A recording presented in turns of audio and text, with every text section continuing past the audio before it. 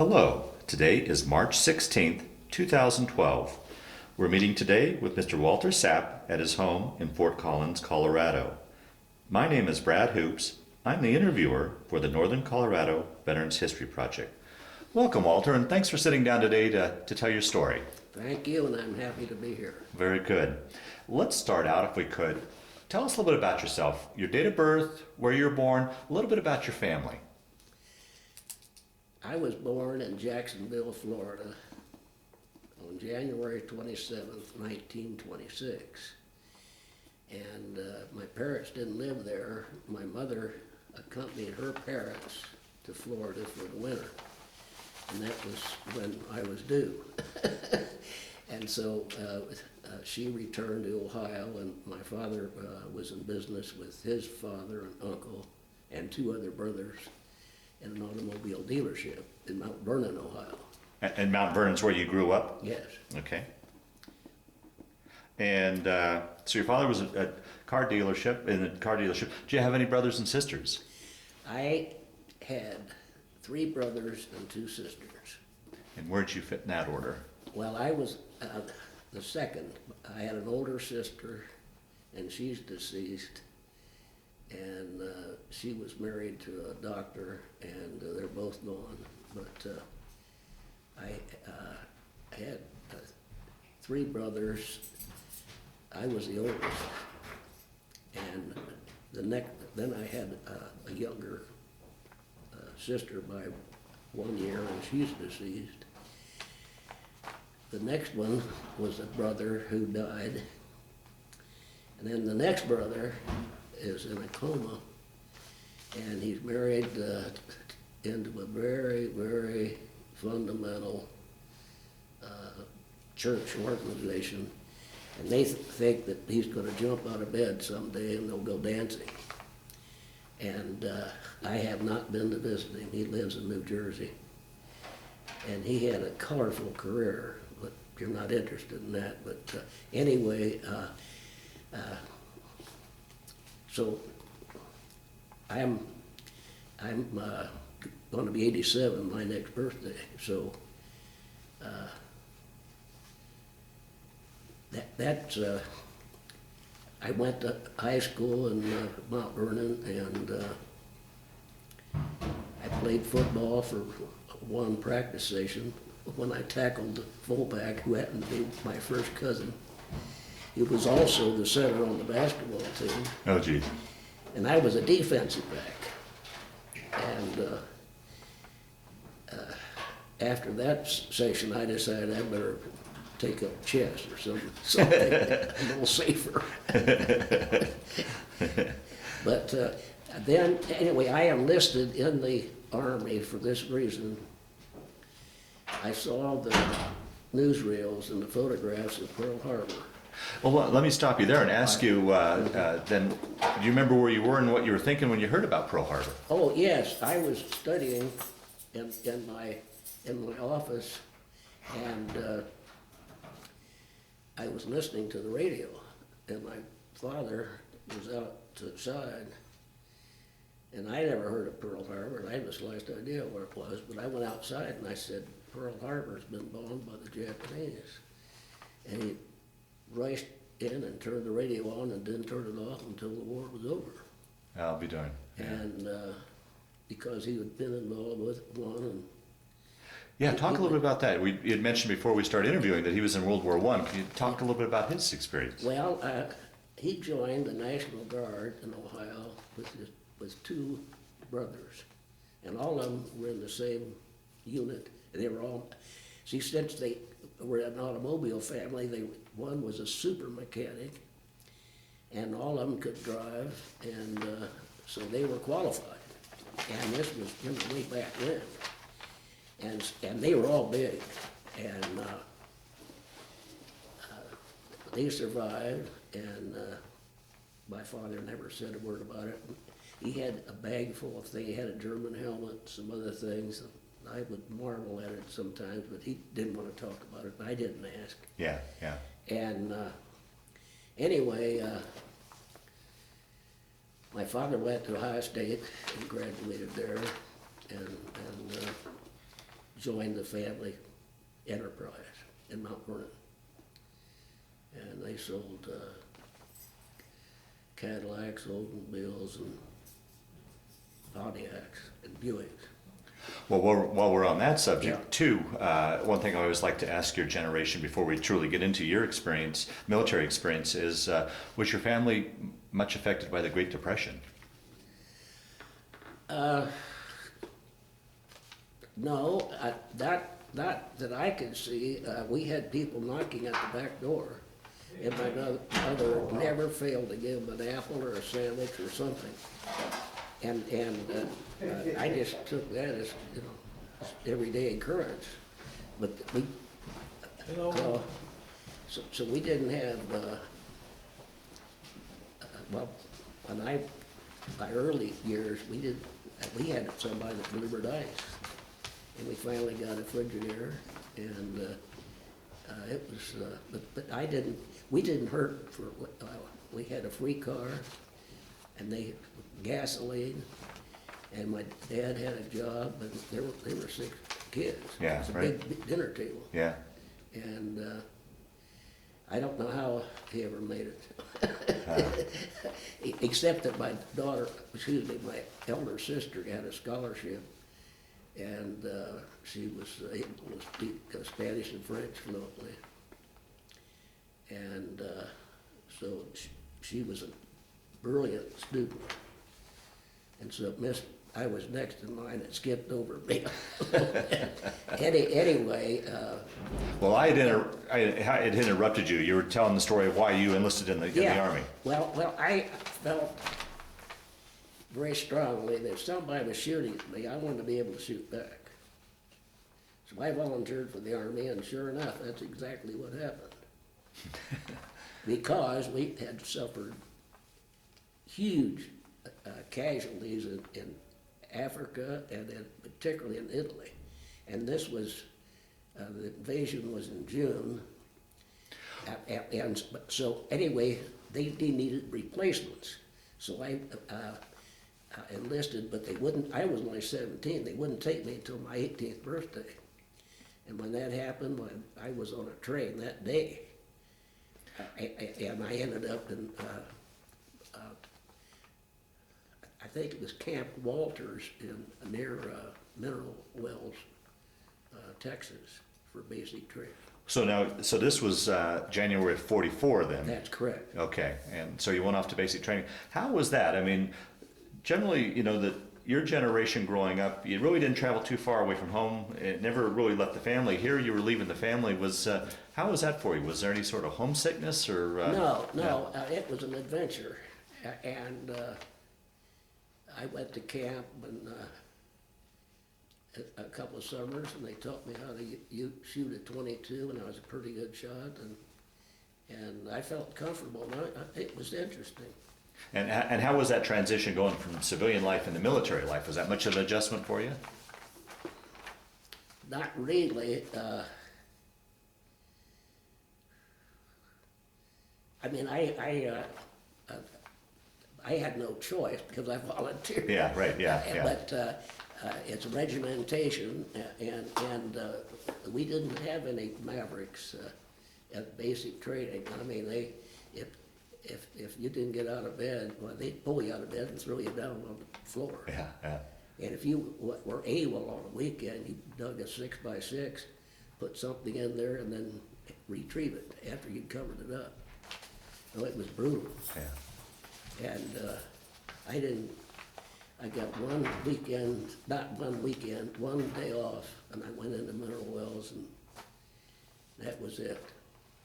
Now, when you went off to basic, did you go off by yourself? Did you go off with any buddies? Or? Oh, no, we had forced marches day and night, and it was conditioning more than anything else. Okay. And I was a pretty good shot, and so I didn't have any trouble on the range.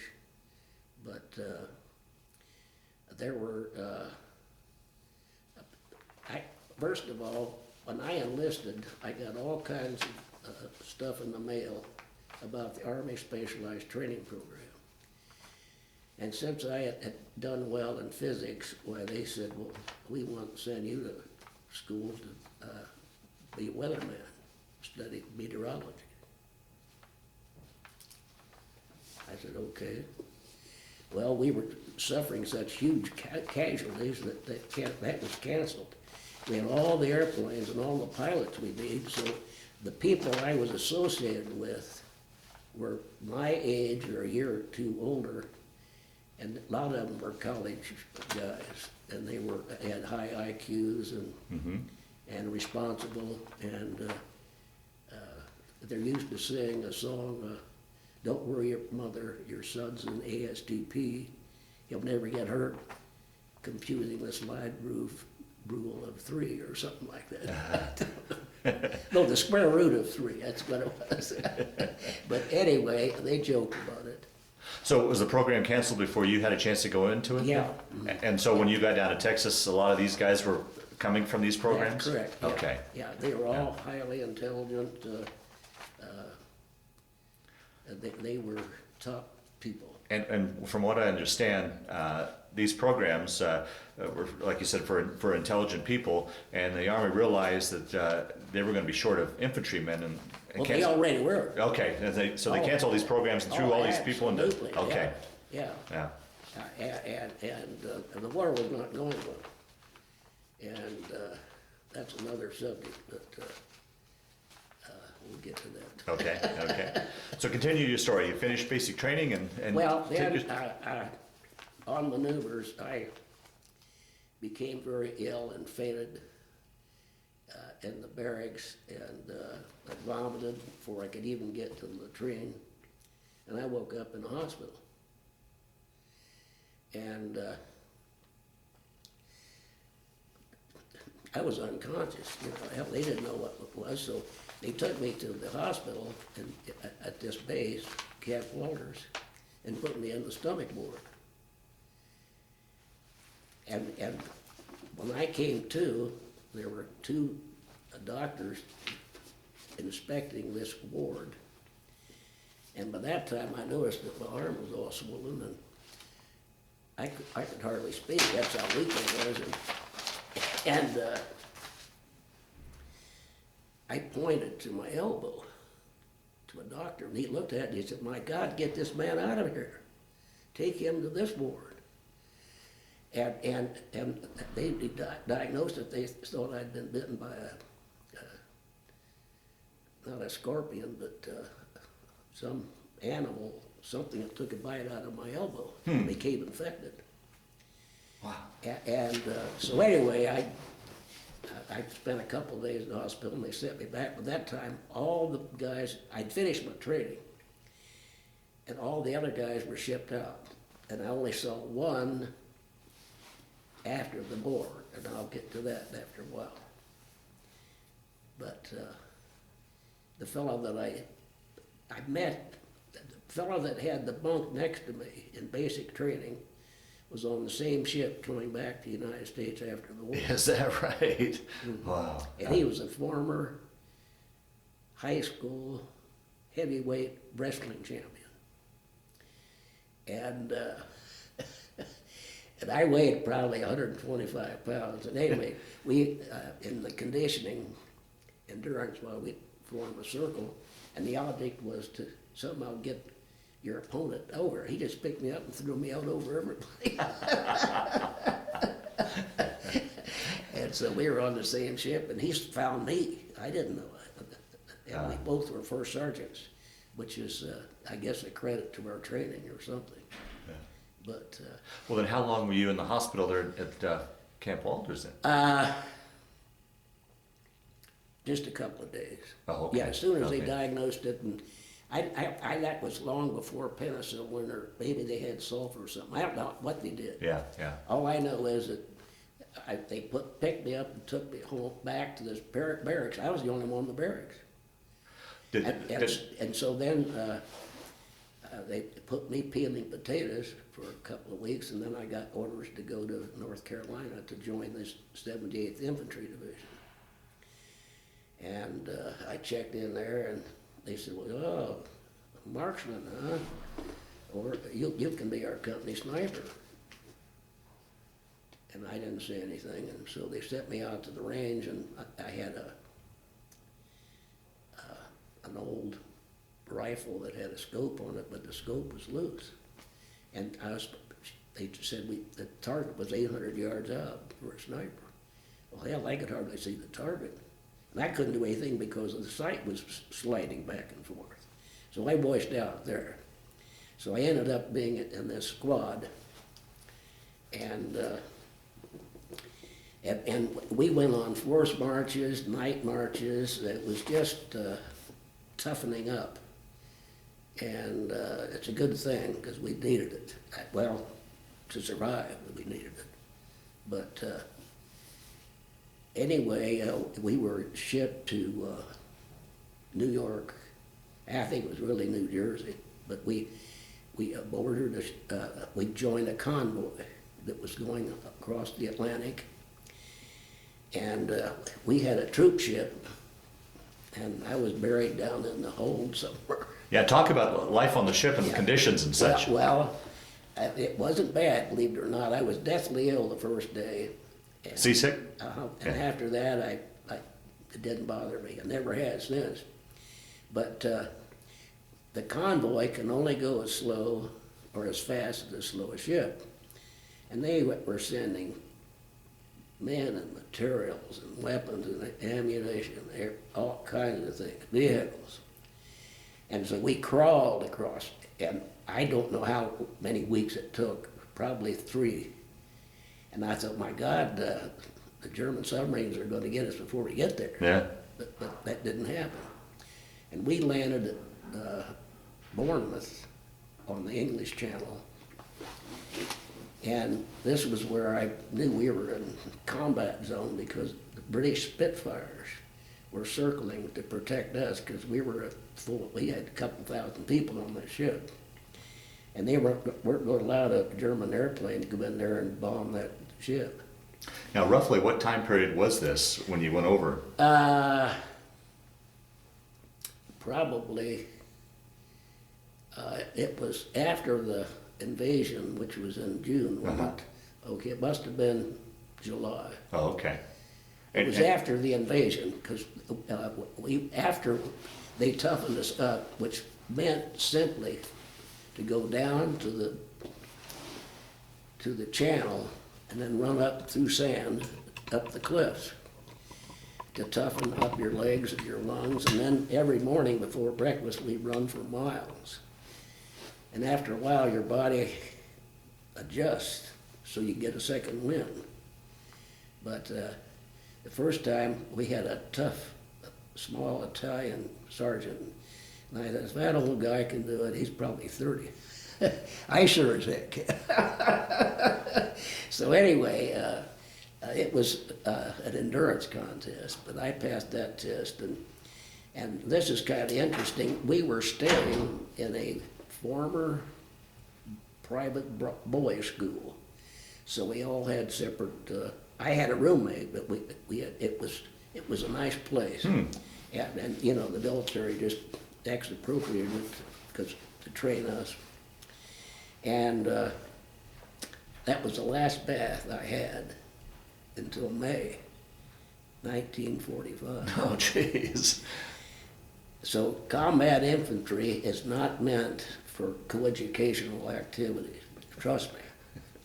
And despite all this business of no promotions because we want to go into battle, well, that was not recommended. But anyway, we got to France, we landed at Le Havre, and Was it still pretty beat up from the invasion and the war? Or? Well, we weren't there long enough. The channel was clear, and I didn't see any wrecked vehicles or anything. Okay. And I don't even know where they took us, because they didn't tell us anything. Yeah, sure. And we ended up in a huge complex of tents, and we stayed in tents and slept on cots for several weeks until they could figure out where they were going to send us, which happened to be the front lines. And that's what happened. And the first prisoner I saw was a sniper that one of our men had spotted. And I looked at that and I said, well, how interesting. He had this magnificent camouflaged uniform. he just blended in with shrubbery and trees. I said, we don't have anything like that. Our Jeeps weren't camouflaged, our vehicles weren't, our planes weren't, we weren't. And that was an awakening there that, you know, that this is not as simple as it was represented, you know. Yeah. Anyway, the first major battle we had was the Bulge, and that was in December of '44. And two things happened. Well, I haven't got it in the right sequence. Before we got into combat, our company commander disappeared. And he was about 5'11", weighed well over 300 pounds. But he was built like a refrigerator. I mean, just absolutely like this. And I said, my God, he's going to lead us into combat? He could run 10 yards. Yeah. Well, he knew that too. And there was a rumor that, anyway, he was relieved of his command. And it took a long time before we got another company commander. And so anyway, at we were in this German village, and we were in a house and on the second floor, and there were some women up there scared to death, and they were in peasant clothing, you know, dark, long dresses, and scared to death, you know. Evil Americans were here. And so anyway, we started getting an artillery barrage. And someone came in and they said, Martel's been killed. He was our only medic in the company. The first person in the company to die. And then when the time came to move out, my squad leader wasn't there. Never saw him again. And I said, what happened to our sergeant? They said, well, he had a health problem. The health problem was up here. And anyway, so I said, all right, guys, we're not going to sit here and get shelled. We're going to go with the rest of the guys. So we went out there, and I started digging a foxhole. And this was maybe 3 in the afternoon. And, of course, this is, I think it was December 14th. And it was just beginning to get dusk. And I heard this droning of airplanes. I said, well, that's awfully low, and it doesn't sound like our planes. Our planes, the bombers are way up there. And so I stopped digging and grabbed my rifle, and sure enough, the sky was filled with parachutes. Oh, jeez. They were the German paratroopers. And it was getting dark, and I saw one of them coming right toward me, and I got him. And I emptied the gun out, and he fell, and fortunately, there was snow all over the place. And he fell on his face, so I didn't have to look at him. But the interesting thing, we didn't get all the snipers. The ones that we got were those that dropped on us. The rest of them dropped almost into a village. We were on the edge of a village. And so during the day, they would spot our positions. And at night, they'd creep up with their burp guns, and they go zzz, zzz. You'd hear that all night long. No. And there's no warning. They just stick it in there and spray it around and disappear. Well, that went on for, I don't know, 3 or 4 or 5 days. And finally, nobody got any sleep. They were waiting for that, and they got them finally. And then our battalion commander, he came up to check on us, and the sniper killed his driver and wrecked the Jeep, and the battalion commander was probably 6'6", and the story was that he was in charge of a department. I think it was Iowa State or Kansas State, one of those places. Anyway, he was, I thought, a great soldier. But anyway, they caught the sniper, and he went, I didn't see it, but they told me all about it. And so the word came out through the sergeants. We didn't have any, but we're not taking any paratroopers or snipers captive. And also, the word was out that the Germans had American uniforms, including top coats. We didn't have any top coats. Yeah, talk about that, because for those that are watching, you're right now in the middle of one of the coldest winters in Europe. Correct. Talk about conditions, if you would. Well, there was snow on the ground, I'd say 8 or 10 inches. It was just terribly cold. And under the circumstances, you know, you're pumped up with adrenaline and fear and wondering what's going to happen next. But I had no sweater, no gloves, no scarf, no wool cap. All I had was a field jacket. I did have one extra pair of socks, which I put next to my skin. And I was in that foxhole for 8 days. We were surrounded on 3 sides by the enemy, and entirely under rocket fire and artillery during daylight hours, since they couldn't see anything from their positions at night. Why? And we weren't going anywhere. We couldn't advance 1 foot, and they knew that. Now, their position was to anchor the north end of the Battle of the Bulge to protect the main thrust, which went just a little bit south of us, which was the 106th Division, which was almost annihilated. Right. 1 whole regiment surrendered.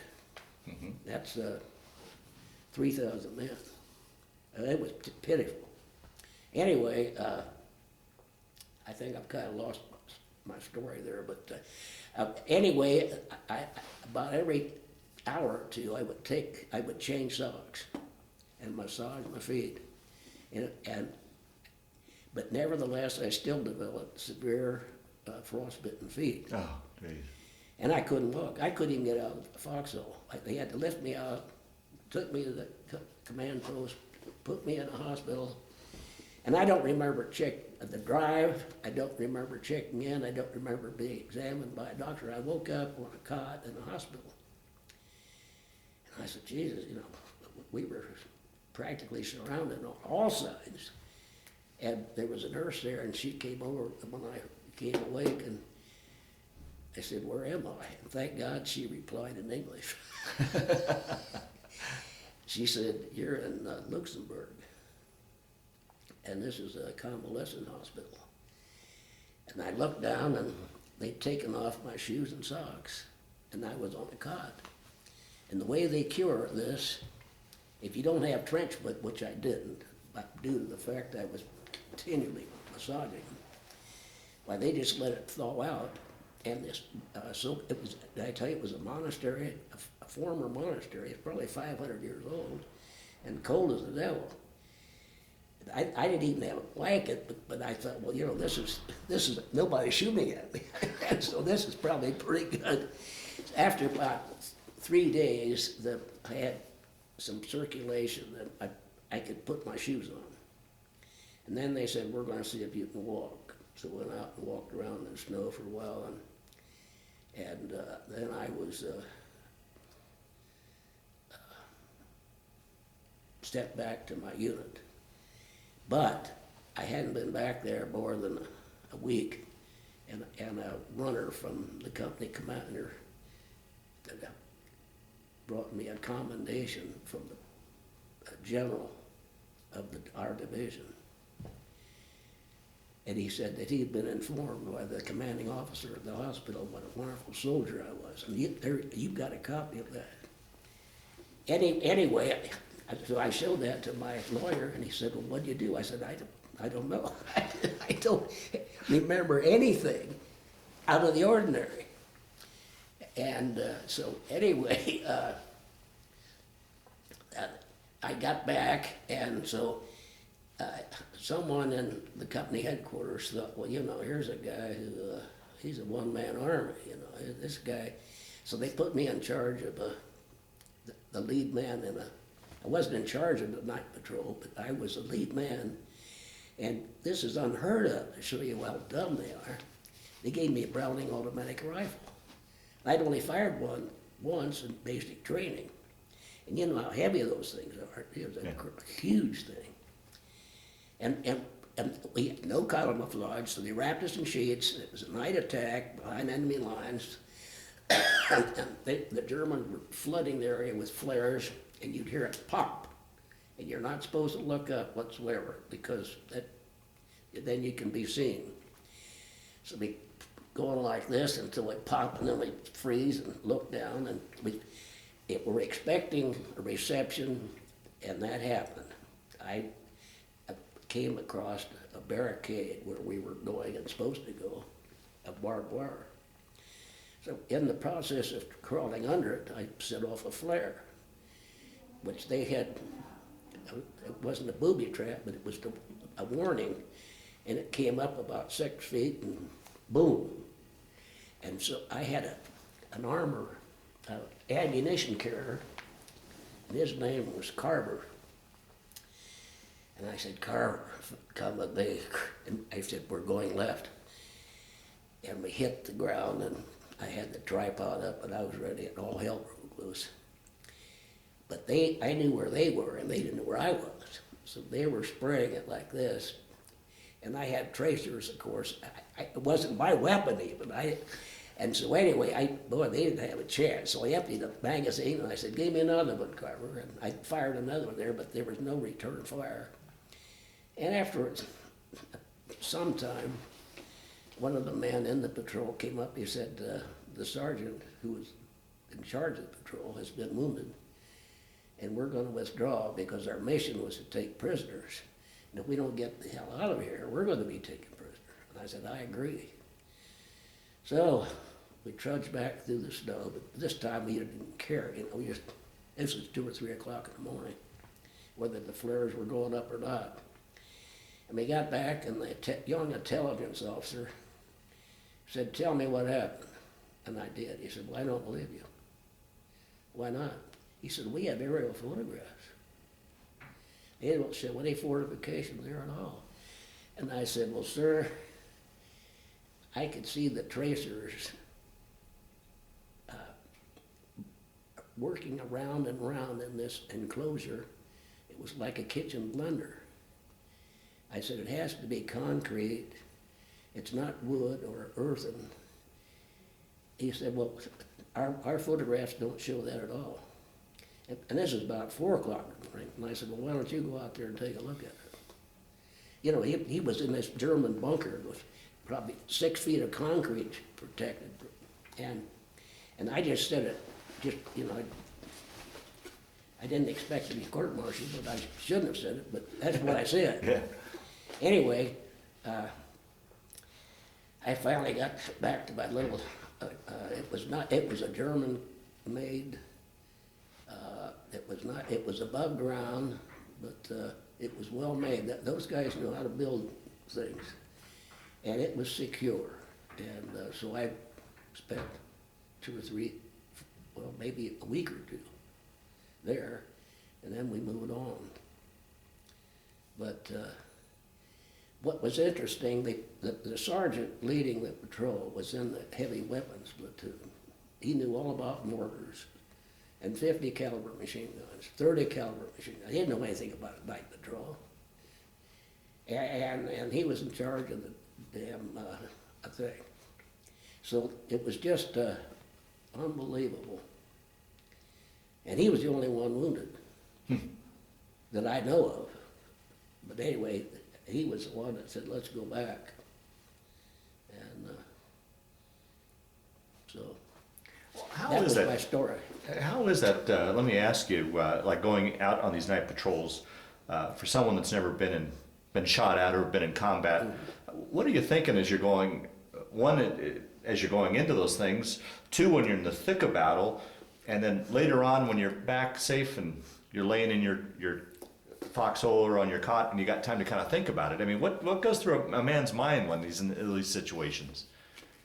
Well, that's an excellent question. First of all, it's exciting as hell. And it was a new experience, and we had very little food.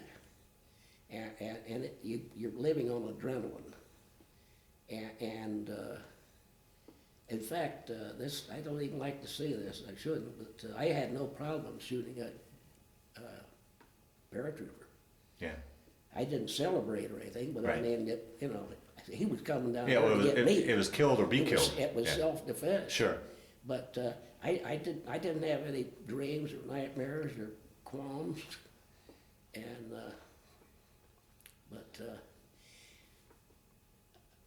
it's really hard to convey. But I was so young that I was impressed with the immense consequences. I got out of a foxhole one time, listened and watched a barrage of artillery from ours and the enemy. It went on for 2 hours. I said, I'll never see anything like this again, which is true. But it was unbelievable. I can't even describe it. And most of the time, believe it or not, I was in a foxhole or shelter by myself. And the turnover was, you had a lot of people that were killed the day they got there. And for example, one young lieutenant had never been in combat, and we had 8 company commanders. Jeez.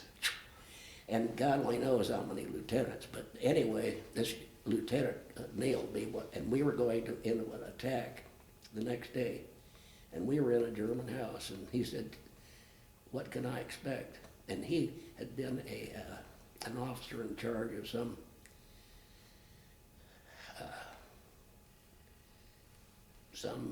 facility, like a baseball team or something. Okay, yeah. Yeah. In California, and here he was in the middle of a war, and I think his name was Delaney. Anyway, I said, well, it takes a while, a couple of days to get used to this, but we're going into attack in the morning. If you're in the first group, you have the element of surprise. If you're in the middle group, there's a pretty good chance you're going to run into deep trouble. And if you're the last one, the battle's over. The next time I saw him, he had been in the first group and he had his arms wrapped around a tombstone. We went through a graveyard to get into the town. And I stopped and knelt there and I said, you're a lucky son of a gun. You'll be back in England and I'll be dead. And I got up and took off. So I don't know how these things happen. It wasn't planned or anything, but he was scared to death. And I was lucky because I had excellent hearing, and I could hear mortars coming down, and they come down almost vertically. You have maybe 10 seconds. There's a faint whistle, and I would yell mortar and throw myself down and put my arms out like this to protect my eyes. And I had mortars so close that the man behind me didn't hit the ground, and he caught shrapnel in his neck, and he was dead just like that. Oh, jeez. But you have the little guys had an advantage, the snipers, they're going to pick up the biggest target. Makes sense, and you're moving probably a little bit slower. Anyway, I guess you've got to be lucky, but you've got to be alert. And but the German soldiers were early in our battles were very, very good. They almost never surrendered until they're out of ammunition, and that changed as the tide of war turned in our favor. They were smart enough to know that they're better off to surrender than to be killed. But they didn't surrender en masse. But before they just keep they were well trained, dedicated, and they were on their home country. Mm-hmm, that sure. makes a difference. Yeah. And they had better equipment.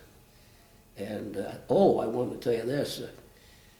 First thing I said to the prisoner that I took, chocolate. That means chocolate. That was a German emergency ration, energy bars. And so I lived on those quite a bit. Well, Wait, wait. That ties in with your, what do we eat? Well, hell, we would go days without any food whatsoever. well, that's a question I'd like to ask as an infantryman. You said that, you're out in the elements, you weren't properly clothed, you weren't getting any sleep, you weren't eating properly, hygiene was next to nothing, and on top of this, you got the umbrella and stress of war. I mean, individually, each one of these could take a man out by itself, but you had all that. How do you think you survived during that time? How did you make it? Let me put it this way, I never saw a man have a breakdown. Now you hear about battle fatigue and all this. We didn't have anything like that. And then I'm sure you saw Saving Private Ryan. We never turned a prisoner loose. We never would have done it. I never saw a man cry, even though they had reason to. I saw bravery, and it was inspiring. And I was so damn young that I was just amazed. I was proud of them. I mean, they were... we had a guy that almost had his arm blown off, and not blown off, shot off, and he was going up that mountain, and he was in charge of a platoon or a squad. And with the good arm, he said, "Come on, we're going up this hill." And he got the Silver Star for that, and deserved it. But on the whole, did you ever read Citizen Soldiers? Mm-hmm. Well, that's I think that was well written and describes the problems we had in the Battle of Bulge. The author said that that was almost criminal, and many guys lost their feet, and some of them worse than that. But Yeah. But theory was that, and we were told the war will be over by Christmas. Yeah, right. And they moved 500,000 men and artillery and armor up to the front. And Eisenhower they said that he was in South France playing golf. Christ. I mean, but they were using the transportation for fuel and ammunition and supplies and whatever. But no. Oh, I wanted to tell you this. When I shot the paratrooper, the next morning, I had enough nerve to peek out and see my first fatality, and his jacket was off, his boots were off, and I'm sure they took every emergency food he had.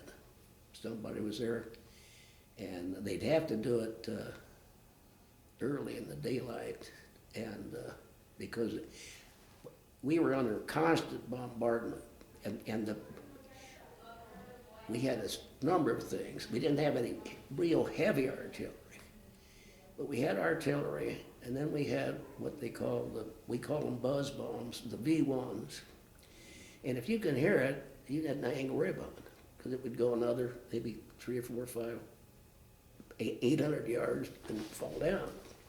It was the ones that you didn't hear that you might end up on top of you. And then they had what they call screaming memes, and it was a psychological weapon.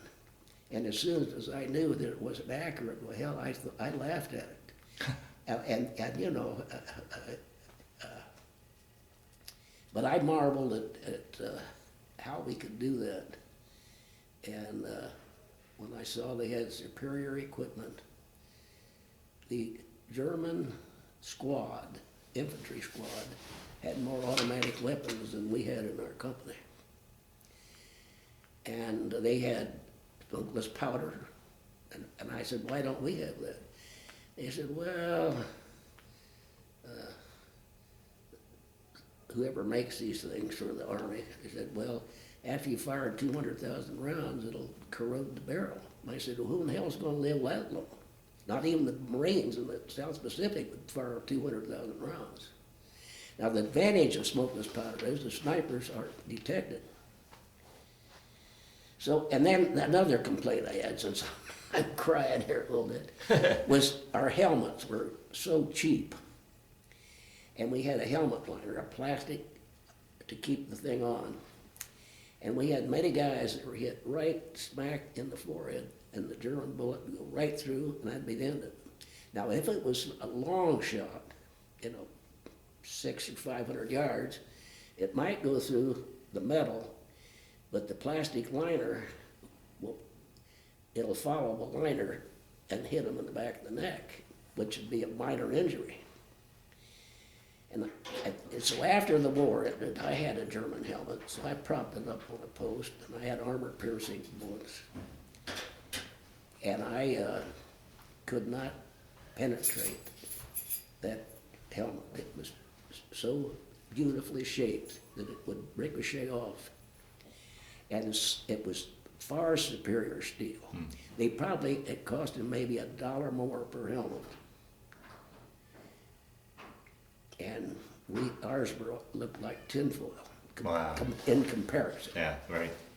And so it's, I don't know, it was discouraging. One other complaint, since I'm on that subject, the Germans had one person in command, an officer in charge of the armor, the artillery, the infantry, everything. We didn't. We were in a battle and we were up against we ran into some tanks that were dug in. We called for tank support, and they came up, and the company commander told them what the problem was. They said, well, we're not going to go into that battle. The company commander said, you mean to tell me that we've got to go do it with M1s? And he said, well, we're not going in. We're outgunned, which was probably true. But I thought to myself, well, what a hell of a way to win a war. And I was asked one time how we ever won. And I said, well, we had the Americans, the British, the Canadians, the Australians, the New Zealanders, the Free French, the Free Poles,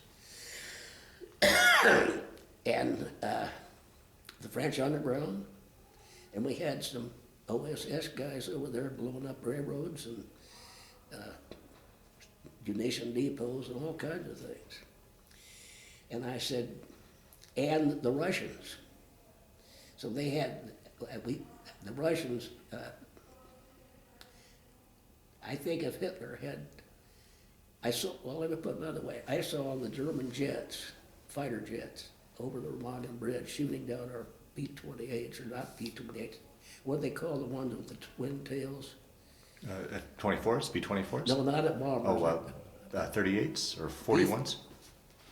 I can't even remember. But Yeah. anyway, they shot down our planes like you'd use a flash motor. Now, they had limited range, but if they had had 50 of those things, they'd shot down every bomber and plane we would have had in Europe. And the other thing,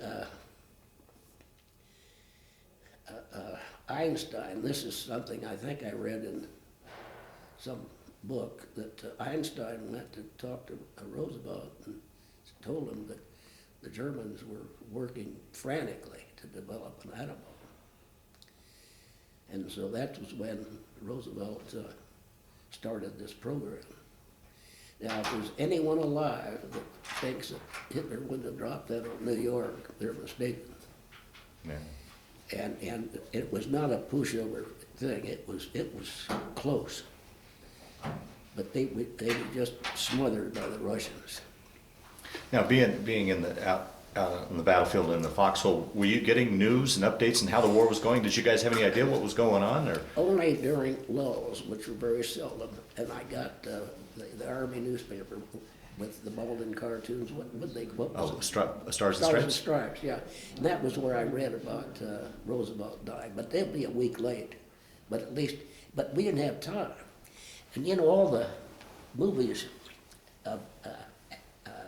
war movies, they show the guys sitting around smoking and joking and having a beer and talking about their girlfriends or their this or that. Well, there was none of that.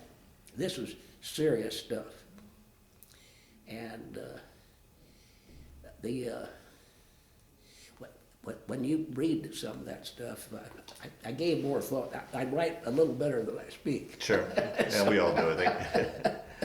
So anyway, there's a story there about well, there's a battalion commendation, some special recognition. I can't even think of the name of it, but it told how many days we went with such little sleep. And one other story that I think it shows you how intense it is. We'd gone maybe 3 or 4 days without any meals and not any heavy artillery attacks. And one of the Jeep drivers came up and he said, I want you to tell the mess sergeant that if we don't get food up here tomorrow, the next day I want him up here with his rifle and his helmet. We didn't get food, and the next, so the company commander sent another order for him to come report to the company commander immediately.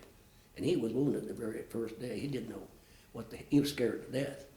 But he was scared anyway. Yeah, yeah. And the story was that he was afraid to lead the Jeeps they were safe behind the front lines, and we were on the front lines. And so you get be pretty hardened. Do you think, you're saying no food and no sleep, you're just purely living off adrenaline then? Yeah, it would have to be, yeah. Oh, wow. Once, I was hungry, I went in a German village, and someone had looked like a pot roast, but about the size of a large fist, and it was just simmering. And I just put my hand in there and picked it up and ate the whole thing. Wow. It couldn't have been dog meat or horse meat, but I ate everything. Yeah. But you know, it was. Then I thought to myself, they're smart, but they're not that smart to have booby trapped that. But anyway, it was. I was so young that I was impressed with the whole thing.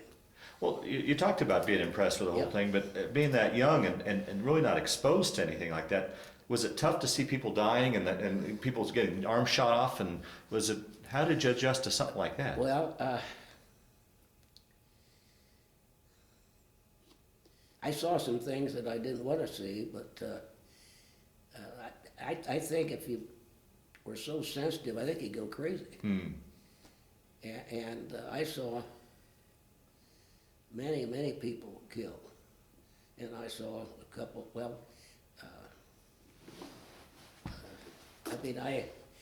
I saw one of our soldiers go up and kick a German buddy. I mean, I thought to myself, my God, how can he do that?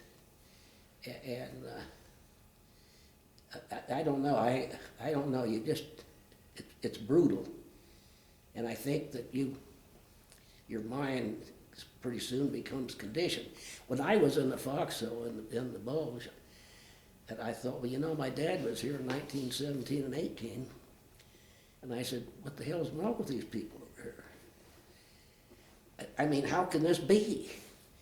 And after the war, I was introduced to a good-looking 25-year-old German female school teacher. And she paid us a visit in our command post, and a woman I knew that was doing my laundry told me that she wanted to come and see us. And I said, fine. So she came in, she was very well dressed, spoke perfect English. And I said, well, what are your feelings about the war? And she said, we will be back in 20 years. I said, no, you won't. I mean, they were believers.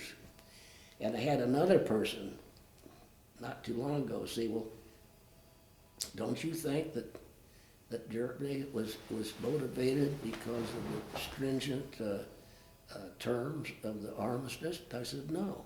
They agreed to the armistice. They didn't lose the war. They didn't win the war. Now, the reason they did, they had no intention of living up to it. The story is Goring never took off his uniform. He just changed the insignia. He went from a lieutenant to a general overnight and did a good job building the Air Force during those early years. But they were believers. I mean, You see that on the German films and everything. I mean, they were passionate, and the Romans couldn't beat them. Yeah. That I do know. That's the story of my life. So then after the Bulge broke, did you continue on then into Germany, or what? Oh, absolutely. Okay, take your story from there. Okay, well, I was the second man of the 2nd Infantry Company to cross the bridge. And this was just before dawn. And which bridge is this? The Remagen Bridge. Across the Rhine? River. Okay. The first company went to the left, we went to the right. So the company commander, who was, he couldn't tell which way the artillery, whether it was ours or theirs. Anyway, I had all of his codes in my shirt. And so I was the second man, and we hadn't gone more than 100 yards, and they had a sentry or outpost with a machine gun, and he opened fire, and the captain sent some team up there, and that guy, I think it was a single guy, he surrendered. And we kept going, and by that time it was just getting light, and a Jeep was approaching us from the opposite direction of the bridge. And the captain turned to me and he said, "Sapp, tell the man to make way for the Jeep." I said, "Captain, we're the only ones over here." By that time the Jeep was on us and put on his brakes, and he was in shock, and he had a pistol, and he waved them back because we didn't have time to fool with the prisoners. And he had 2 officers in the back and a Jeep driver and another enlisted man in front. And on the Jeep it said 106 Division that had been captured in the Bulge. And it was German war booty. And so he wasn't thinking, obviously. And it was early in the morning, but I thought to myself, but they were probably more surprised than we were. Yeah. But Hitler ordered 2 of the commanding officers that were in charge of blowing up the bridge to be assassinated. And they did, they killed them. And the widows subsequently sued the government, and they were compensated. Oh, he was bad news. Wow. But that, do you have any more questions? Yeah, well, so you guys crossed the ridge, and just keep us going on your story. All right, well, Yeah. we were approaching a town called Linz, and there are 2 or 3 Linzes in Germany, but this was a small town, and there was a freight train that was starting to pull out, and it started to move, and so we all opened fire on it. Hell, they just bounced off the things. And then somebody ran out of a little shack or whatever they call it, and he was in a uniform, and we thought he was a military guy, and he was jabbering, and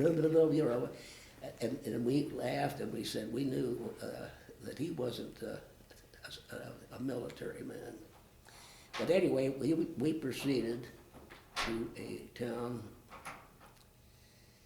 and I think it was Elberberg, and we never got there because at that time it was probably mid-afternoon, and we were receiving small arms fire. Up on top of the cliff or a hill was a huge castle, and the fire was coming from that. And there was only one road up and so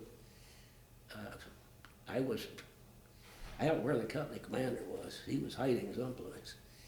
But we had a young lieutenant who had just returned from leave in Paris and had on a brand new, clean field jacket.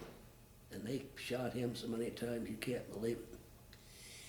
But next to him was our communication sergeant. And he was badly wounded. See, they're targets, the communication sergeants. And so I got up there and we were starting getting artillery. They call it friendly fire for some dumb reason. It was our artillery. And so he explained to me how to turn the thing on. But I couldn't get reception. So, and then I lost him. He died right on the spot. So I took I think I call it SCR 310 or something. I don't know, a great big heavy piece of equipment. And anyway, I went down the hill and I was able to get a hold of the battalion. And I said, for God's sake, tell these people, which was our own artillery, it was division artillery, to lift the artillery barrage 100 yards, and then another 100 yards, and fire for effect. And they did. And pretty soon, that was when I saw this guy running up the hill with his arm hanging on, barely hanging on. And anyway, a full company of troops, elite troops from Berlin. That's the story. They had clean uniforms, polished boots, marching. They left their weapons up there, just marched down there, and the commander was, it looked like they were on a parade ground display almost. And they were surrendering. And we showed them, pointed them toward the bridge. And we lost some people there, and I don't remember what exactly happened, but we received orders to return to the bridge and go in another direction. And it got easier there. That was a great psychological blow to the German army when we captured that bridge. And by that time, they had pontoons, they call them pontons, with jeeps, tanks, artillery, everything was just swarming over. And that was really, it ended, well, it helped end the war months and months sooner than it would otherwise. And I attended I think it was the 50th anniversary of the crossing of the bridge in Remagen. The mayor and other city fathers invited all the members of the 78th Division. And I went over there, and that's where I met this historian. And it was, they've got a museum there, and it was the bridge was ultimately down at the bottom of the river. But the towers are there, and they have a museum. And it was a ego thing for me. I wanted to, but anyway, the war, it got easier.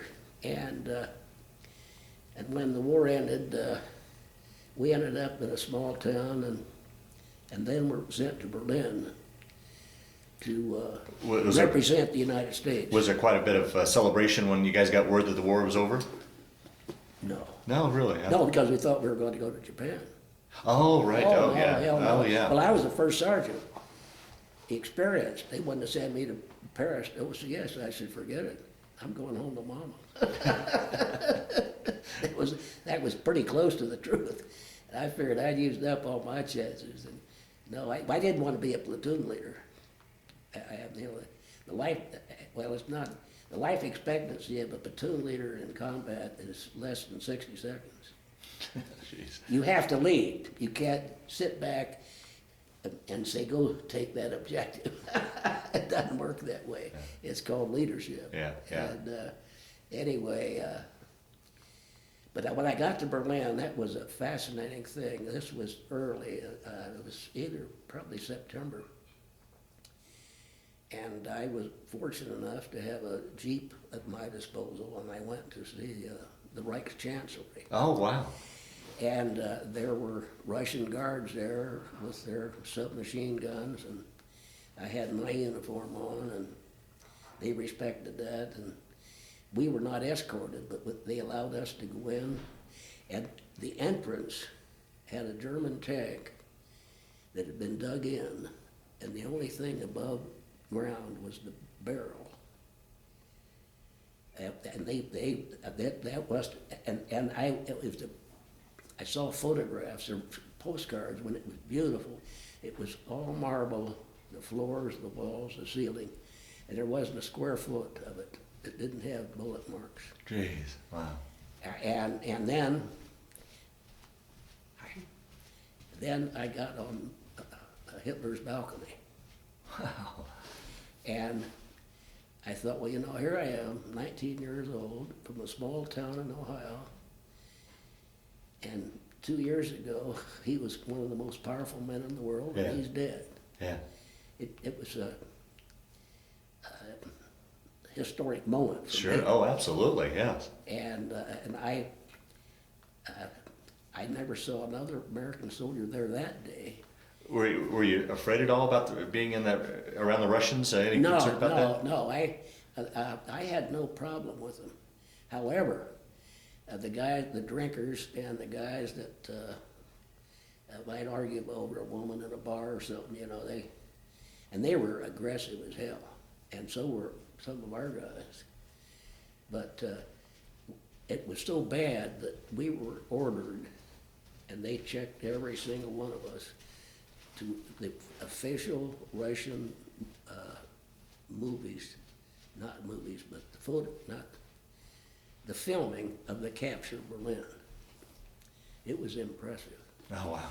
And a lot of these Russian soldiers didn't even wear helmets. They were unbelievably brave.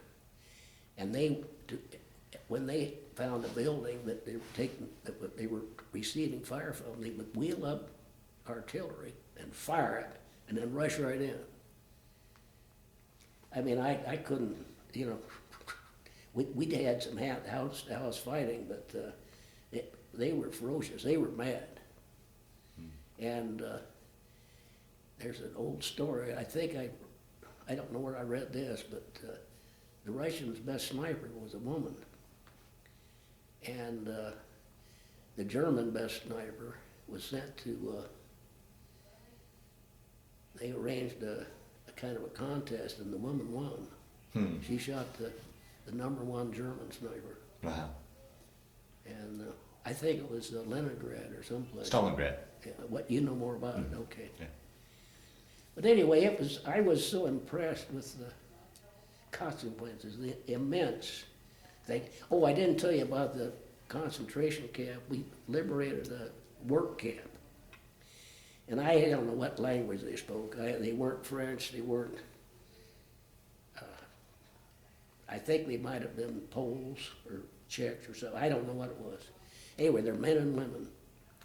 And the story was they got 1 meal a day, so they'd be alive enough and strong enough to work. They were probably digging ditches or working in a munitions factory someplace. I never saw the factory, but the guards fled before we got there, or they would not have left there alive. Yeah. Yeah. I never shot a prisoner, but we had some guys that looked forward to it. But that was an emotional thing, and I had to fight these women off of me. I mean, you know, they were trying to kiss you.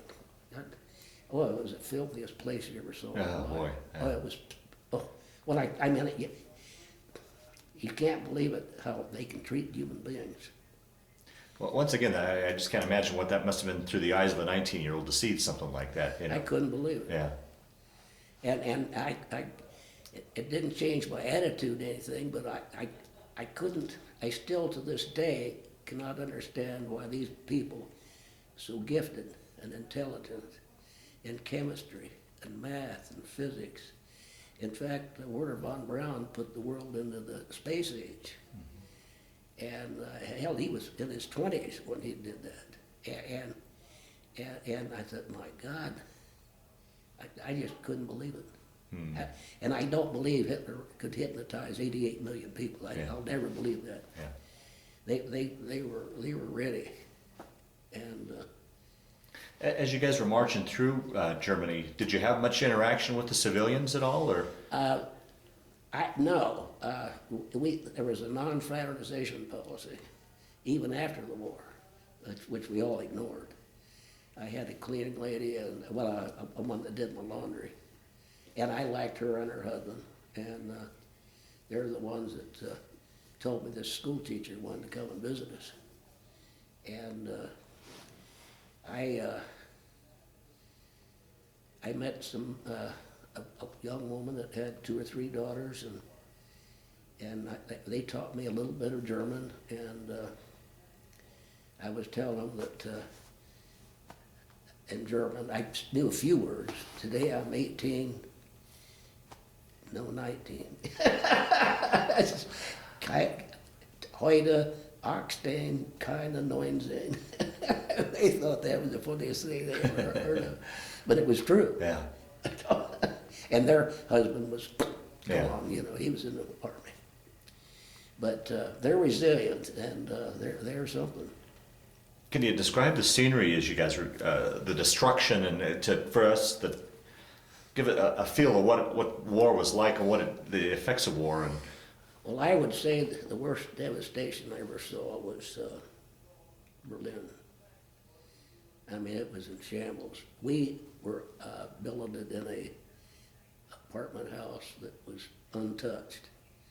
So we had a kitchen, and I had a private room, which is kind of nice. And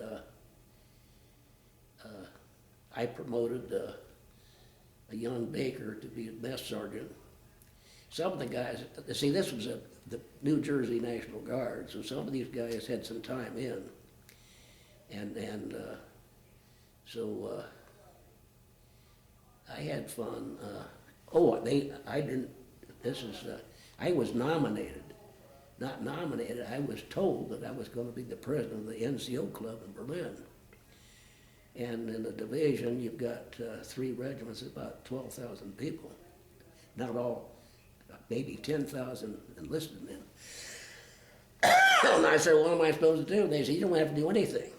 We've got the drivers, and we've got people that are experienced in hiring, and it's just a figurehead. I said, okay. So on opening day, the regimental commander decided to pay us a visit. One of the senior officers in the whole division, and he was a short guy. He's shorter than I was. And so we had a private table because I was president, and we had a couple of drinks, and he said, I've heard about you. And I said, oh my God. I didn't say a word. He said, you're some soldier. So I said, we better have another drink. So we did. And there was another first sergeant in the same regiment whose last name was Sapp. You know, there aren't many people with that name. yeah, right, yeah. So I know that he probably got back to the headquarters the next day and said, I met this Sapp, he sure is young. Oh, no, he's not. I saw him one time, I never met him. He was a lot older than I was, but he was supposed to be a great soldier, he probably was. Oh, dear. But on the way back home.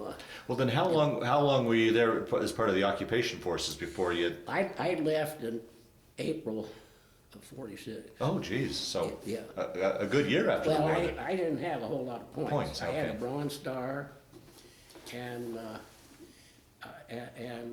so many months overseas. I think I was overseas 20 months or something. You get credit for that, and I was in 3 major battles. I don't know how they ever came up with the point system. Anyway, my turn came up, and that was more hazardous than the combat because they put me in charge of a boxcar. And we were in Berlin, and we went to Antwerp to get the ship back home. And they gave us each 2 bottles of whiskey. You know, that was a terrible mistake. I gave my 2 bottles to Hales, and he drank not only his 2 bottles, but my 2 bottles. And I mean, it was a miracle that we didn't lose anybody. You know, it was awful. Huh. But I saw Dr. Zhivago. Some people said they didn't like it, but I said, hell, I went across Europe in a boxcar. I know exactly what it's like. And then we passed the Siegfried line and then the Maginot line, and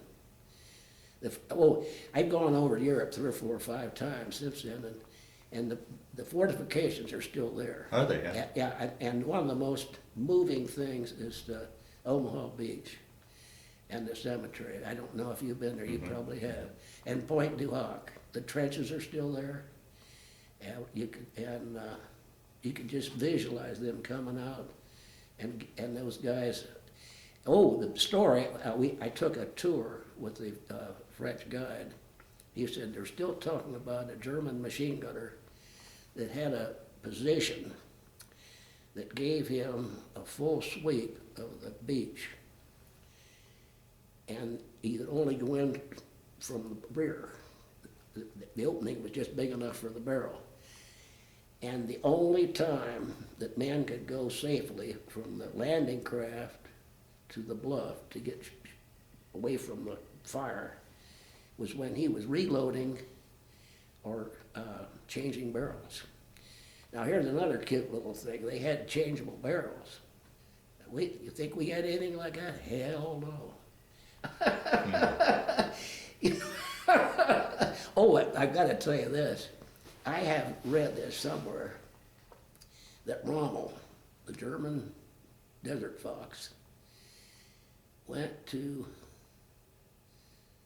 the U.S. southern battlegrounds where the Confederate Army was successful in attacking the dug-in northern forces, the Union forces, and chartered them how they would encircle the fixed emplacements they had and attack from the rear.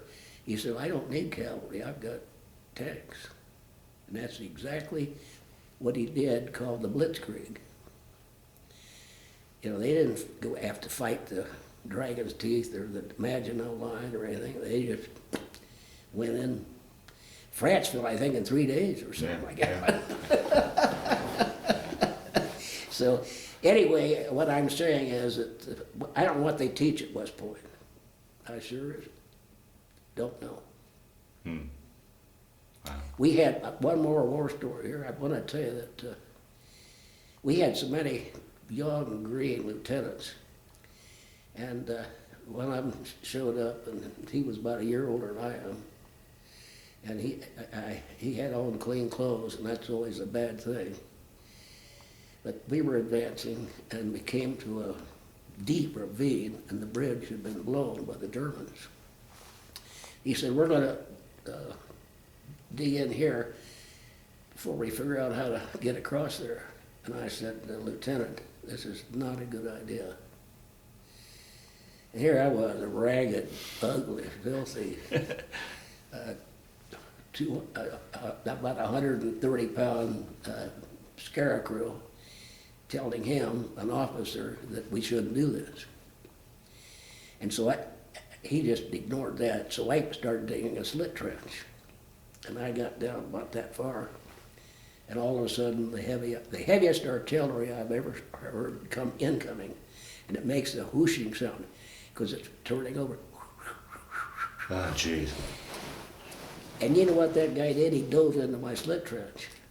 And I dove in right on top of it. I said, did you hear what I said, Lieutenant? And he didn't say a word. I think I scared the hell out of him. Anyway, we had a lot of casualties there. I mean, you know, they're just things that, I mean, I just don't understand. You can't be an acting company commander with no combat experience. And I don't know how you get it, but I will say this, the war was winding down, but I mean, that's just criminal. They would be better to have a sergeant. At least I could hear mortars coming. Yeah, right, yeah. And I mean, he has had no comprehension whatsoever. I mean, that's. Yeah. Do you have any questions? Well, yeah, we'll ask a few questions, then we'll continue on to your post-war years. During this time, as you guys were moving, how was it as far as communications and mail from home back and forth? Were you able to get mail and communications and? We were on the move most of the time. And we did have mail deliveries on a few occasions, not many. And at Christmas time, the packages were piled up. I got one after the war ended, and it was marked with my name and address, KIA, Killed in Action. Oh, boy. And God knows if they sent the recipient, my parents, that notification, I haven't the slightest idea. Oh, the whole thing is screwed up. But anyway, when I was communications sergeant, I not only had to take care of the company commander with all of his codes and everything, but I had to run the wires. So you have a perimeter after you've taken a position, and so you never get to rest. There's no such thing. And I had a thought there, but I don't know what it was. I lost it. But it must not have been very important. But there was, it was intense. I think the most important thing was I was very impressed with the morale of the people. There was no moaning or groaning, and we had some good people.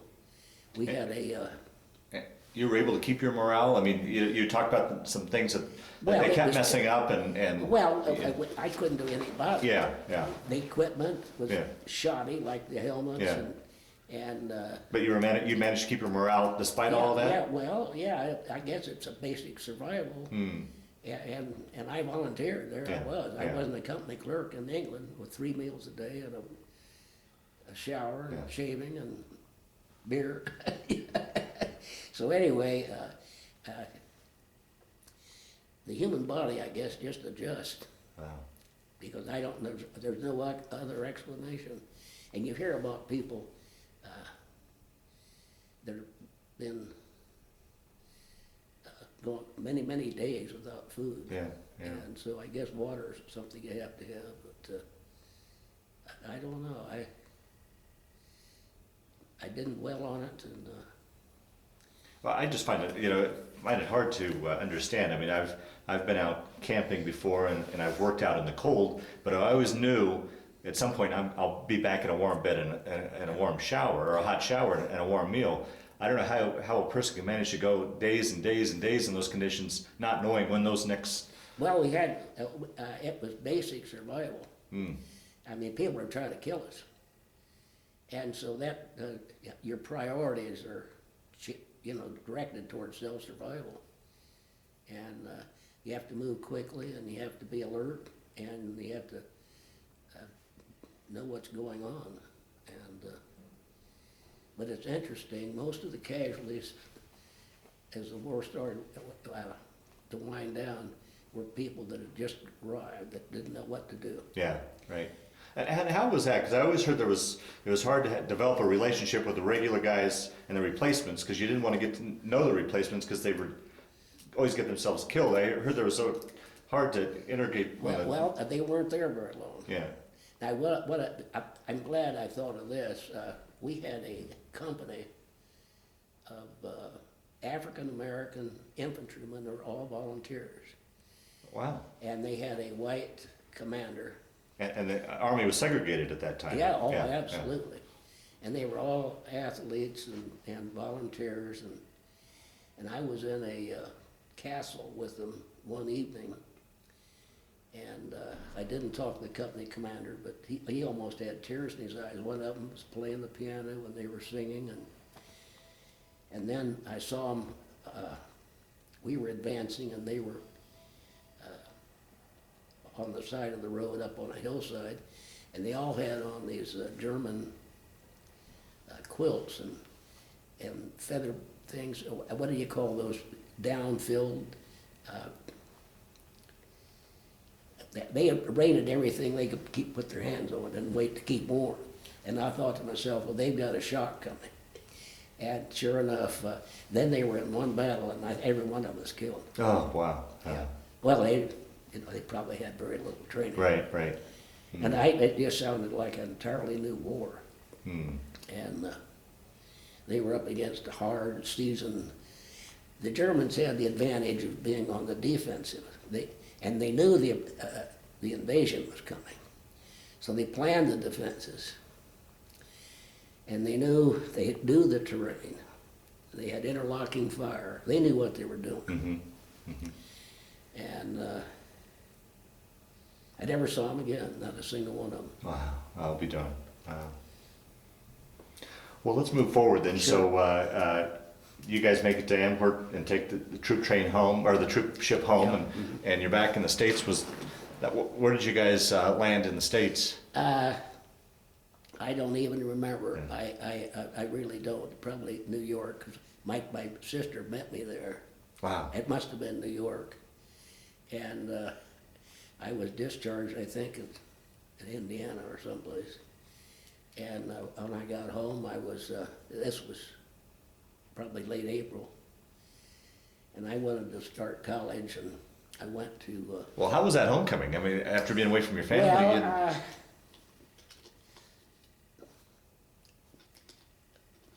I can't describe it. Yeah. I was happy, and my dad didn't want to discuss it. My Sure. mother didn't, and my brothers. I don't know how you can explain anything like that. Yeah, sure. I mean, they can't relate to Yeah, it. right.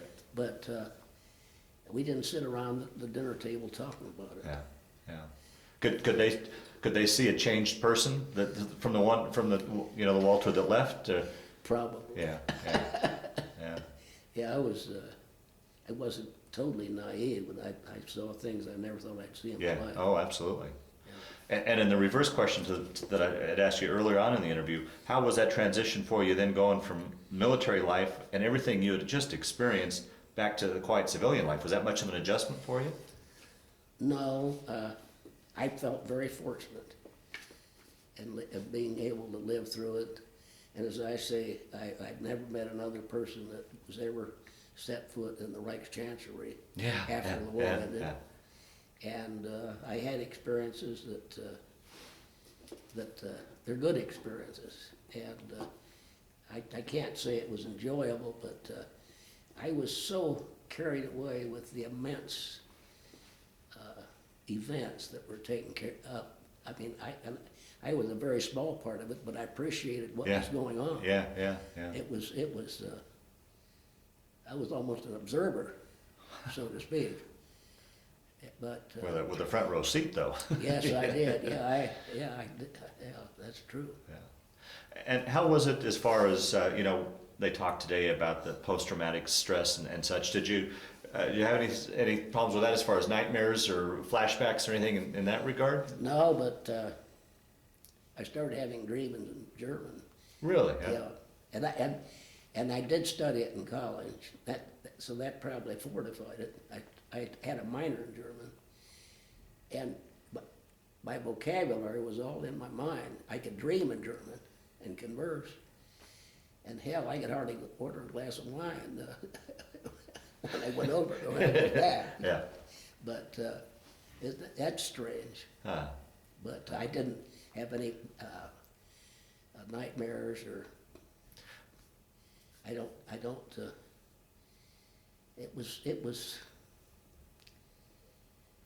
It was an experience that I'm glad I had, but I don't want anybody else to do it. Yeah. Well, where we left off, Walter, you're now back in the States. Let's talk a little bit briefly about your post-military life, and we'll wind down this interview. So, Sure. You got back home, and you said you went on to college then? Yes, there were so many millions of veterans that had returned before I got there, that the only way I could get acceptance was through luck. Denison University turned me down, Ohio Wesleyan, and several others that I wanted to go to. And I finally remembered where my older sister had graduated, and she was an outstanding student there, and so they took me. And I was a poor student in high school because I was trying to figure out what I was going to do. So the schools were so selective. If you weren't in the 10% of your graduating class, you didn't have a prayer of getting in. But I got in and I studied like heck and I made the honor roll the first Yeah, I'll be done. semester, and that bolstered my confidence. Were you able to take advantage of the GI Bill? Yes, I Okay, was. okay. And I, Well, do you think, I'm sorry to interrupt you, do you think maybe your war experience had kind of matured you as well in regards to your student? I don't know. Okay. But the bottom line of my experience was thankfulness for health and appreciation for what I did have. Yeah. Not what I didn't have. Yeah, yeah. And every day was a bonus. That's how close it was. And so I was grateful. But I was thinking about going to law school, and I got bored after college. I packed 4 years into 3 years. I thought I was an old man. Wow. So I went winter and summer. And I got burned out. I said, well, I'm not going to law school. What'd you get your undergraduate degree in? I had a major in English, a major in English history, and a minor in German. And I was really thinking about law school. All my buddies went to law school, and I got burned out. Sure. And so I went to Tulsa, Oklahoma, and got a job with a company that was owned by Standard Oil, New Jersey, and loved it. And I was a landman, and I was on a training program. And I liked it very much. I spent, I don't know, 17 or 18 years with them. And they were merged into Hummel and then into Exxon. And by that time, I didn't know anybody in top management. And I was living in Billings, Montana. Nothing to do. I had a big office, 2 secretaries. Nothing to do, not even any mail. They weren't spending any money, they weren't drilling any wells, and I'd come home late in the afternoon and have a beer and fall asleep. My wife would say, what'd you do? I said, I didn't do anything. And I had 8 landmen working for me. So if anything came up, I had to give it to them so they wouldn't drift off. Anyway, I was recruited for a job and I quit. And that didn't work out. So I returned to what my background was in oil and exploration. And I knew some people that I had worked with previously. And I got a job with Marvin Davis. I don't know if you ever heard of him, but he was a billionaire. And I met him when he was a young man. Oh, okay. He's an oil man. Mm-hmm. Miller Davis was one of they owned half the downtown buildings.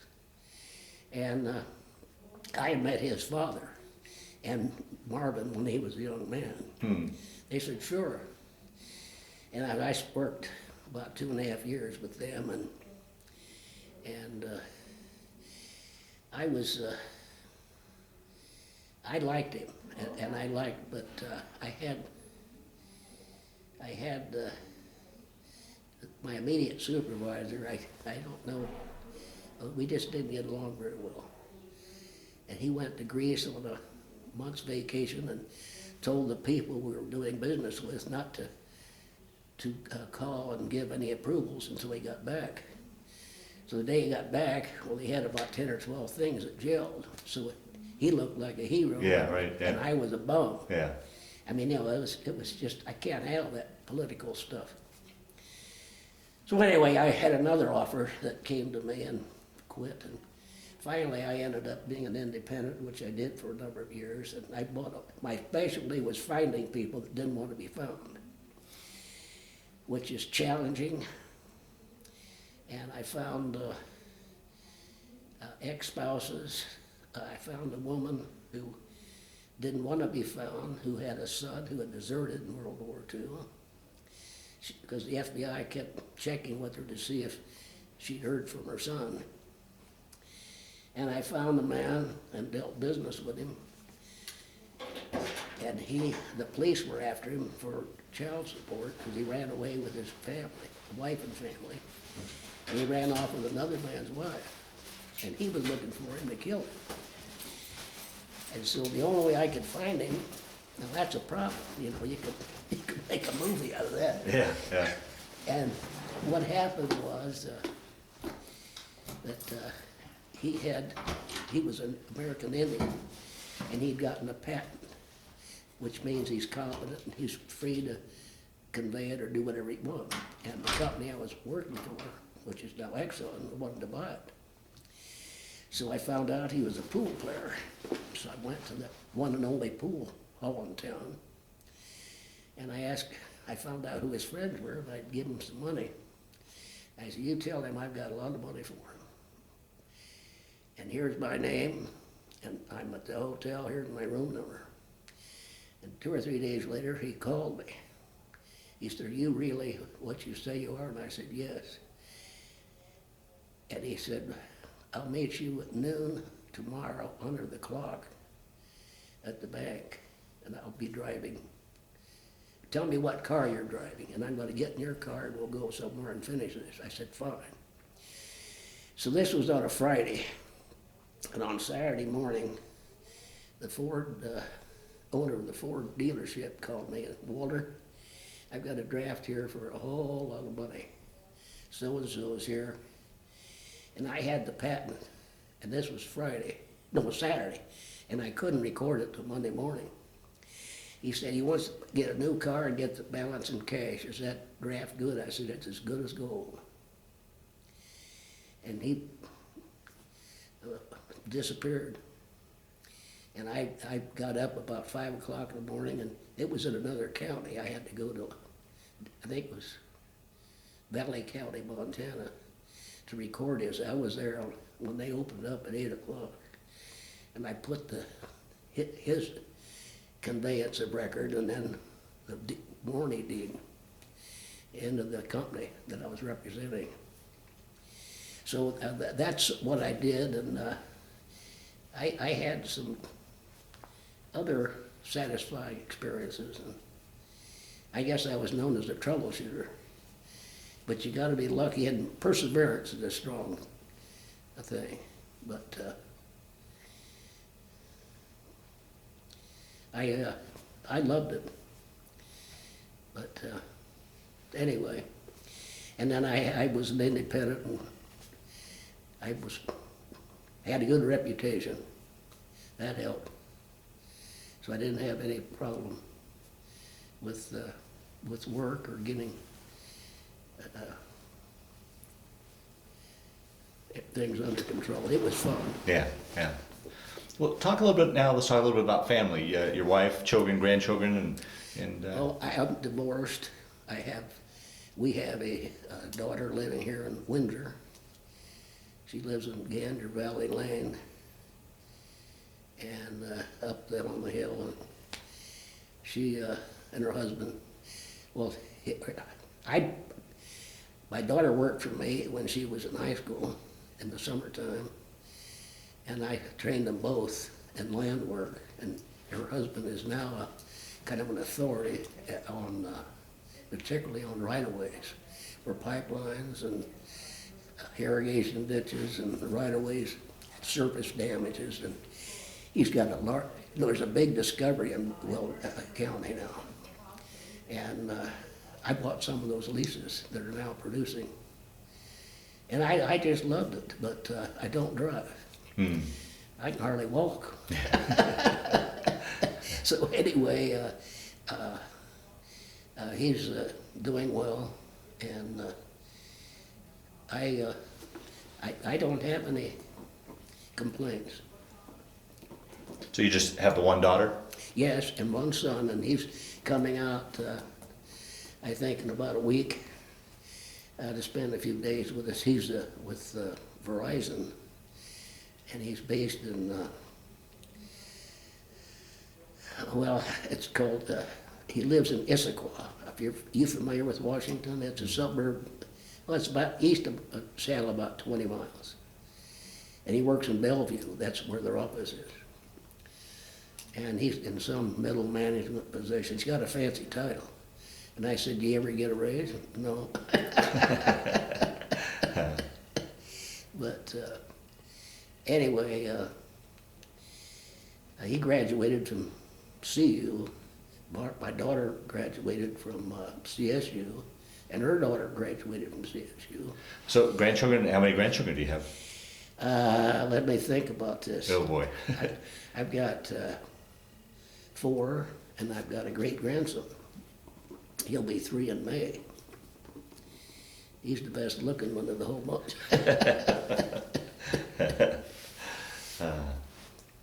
Through the years, have you kept in touch with any of the guys that you served with, or gone to any sort of reunions, anything like that? No, I didn't join the VFW, or I did go to a few division, they had what they call gatherings. And I went to a couple in Florida, and I don't know, I've never met anyone that, well, these people were with the division, but the ones that lived, hell, they were on the front lines. Yeah, yeah. And so they're well preserved. They're alive. They had meals and showers and things. But it wasn't that. It's just that I did so much traveling. And I had one big project in Michigan. And it was a very complicated assignment. And I had to be in Denver every Monday morning. Every Monday afternoon I flew back to Michigan. And I had a number of people working for me. And the problem with this being in that business, you have to go where the action is. You know, it's whatever it is. And so I was on that for 4 or 5 years. And I had lots of frequent flyer miles, which I gave away. But no, I'm pleased with the outcome, and I really think that I believe in some kind of government service, maybe not military, but some. I think they ought to spend a year or two doing something, instead of just graduating from college and expecting to go into middle management. The problem I had in the latter years of business, that these kids graduate, and I don't know if the professors told them this, but they expect immediate promotion and benefits, and expect rapid promotion, and they don't like to listen to experienced people. Yeah. And maybe I'm not a good listener, but I've had some problems, and some of them were very well educated, PhDs, no common sense. Yeah. And so it's not the degrees, if you have to think logically, and I don't know, I'm sure that I was difficult to supervise them. Well, we'll start to wind down this interview. Is there anything I didn't ask you that you wanted to talk about, or any other stories that have kind of floated to the top as we've been talking here, so that hopefully we've rounded out your story as best we can, or do you think we've pretty much captured it all? I think that I've given you the highlights. Okay. Yeah. Okay. And we had some good officers, and then some that weren't good, but I guess that's life. Yeah. Yeah. And yeah. so, but I'm almost amused when I go to a war movie and see what Spielberg will do with them. You know, looked like they're going on a picnic. Yeah, yeah. Saving Private Ryan. Yeah. That was hilarious. Except for the last event. Ah, right. Yeah, that was realistic. Well, listen. Well, I want one last question, and that I like to end these interviews on. How do you think that period of time, your war experience, played a role in your life, changed your life, affected your life at all? Or to you, was it just simply just a chapter in your life you went through? How would you answer that, do you think? I would say that it gave me a deep appreciation for life, and appreciate my parents, grandparents, and I look forward to there was a time when I didn't know if I'd see the sun come up. Oh, geez. And so, no, I had a philosophy early that you're blessed, you're lucky, and I mean, that's but it did. I don't. I'm not disappointed that I don't have a yacht and a private plane, and I'm glad I'm not a 1%er. I'm one of the 99%ers. But I've taken some good trips. And I like to fish. I've been to Alaska 3 or 4 times, and I've had a good life. Oh, wonderful, wonderful. Yeah. Well, I want to thank you for sitting down to tell your story today, but more importantly, I want to thank you for your service to our country. Well, thank you.